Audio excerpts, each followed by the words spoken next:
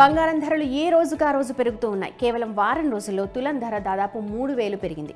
మరోవైపు పెళ్లిళ్ల సీజన్ నడుస్తోంది. ఎంత ధరైనా అవసరాలకు ఆభరణాలు కొనడం తప్పనిసరి.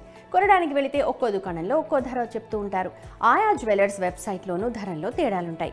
అలాగే ప్రచార సాధనాల్లో చూస్తున్న బంగారం ధరకు షాప్లో లేదా వెబ్సైట్లో చూసే ధరకు కూడా వ్యత్యాసం కనిపిస్తుంది. దీంతో ఎక్కడ కొనాలి, కొన్న బంగారం స్వచ్ఛత ఎంత, ఏ రేటు కొనాలి తదితర సందేహాలు తొలగిపోవాలంటే నగర ధరల్ని ఏ అంశాలు నిర్దేశిస్తాయో తెలుసుకోవాలి. బంగారు నగల్ని వివిధ రకాల లోహాలు కలిపి తయారు చేస్తారు.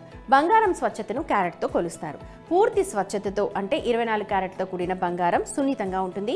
అందుకని నగగా మార్చడానికి మరో లోహాన్ని అందులో కలపాలి. దీంతో ఆభరణాలు బంగారంలో స్వచ్ఛత కొంత తగ్గుతుంది. సాధారణంగా 22 క్యారెట్ల బంగారాన్ని నగల తయారీలో ఉపయోగిస్తారు. 22 క్యారెట్ అంటే ఆ నగలో 91.6% బంగారం ఉంటుందన్నమాట. 18 క్యారెట్లు, 14 క్యారెట్ల బంగారు నగలు కూడా లభిస్తాయి. 22 క్యారెట్ల బంగారానికంటే వీటిలో ఉండే బంగారం స్వచ్ఛత మరింత తక్కువగా ఉంటుంది. ఇక మనం కొన్న ఆభరణాల్లో ఉన్న బంగారం స్వచ్ఛతను ధృవీకరించేదే హాల్ మార్కింగ్. ఈ ప్రాసెస్ను బ్యూరో ఆఫ్ ఇండియన్ స్టాండర్డ్స్ నిర్వహించి నగలో ఉన్న స్వచ్ఛతను సర్టిఫై చేస్తుంది. 6 అంకెలు కలిగిన ఆల్ఫా న్యూమరిక్ HUID కోడ్ లేకుండా జ్యువెలర్ బంగారం అమ్మడం నిషేధం. ఈ నిబంధన 2023 ఏప్రిల్ 1 నుంచి అమల్లోకి వచ్చింది. ముఖ్యంగా 3 అంశాల ఆధారంగా బంగారు నగల ధరను నిర్ణయిస్తారు. మొదటిది ఆభరణాలు. బంగారం 22 క్యారెట్ల, 18 క్యారెట్ల, 14 అన్నది.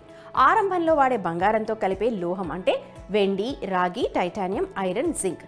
సాధారణంగా రాగిని వాడుతూ ఉంటారు.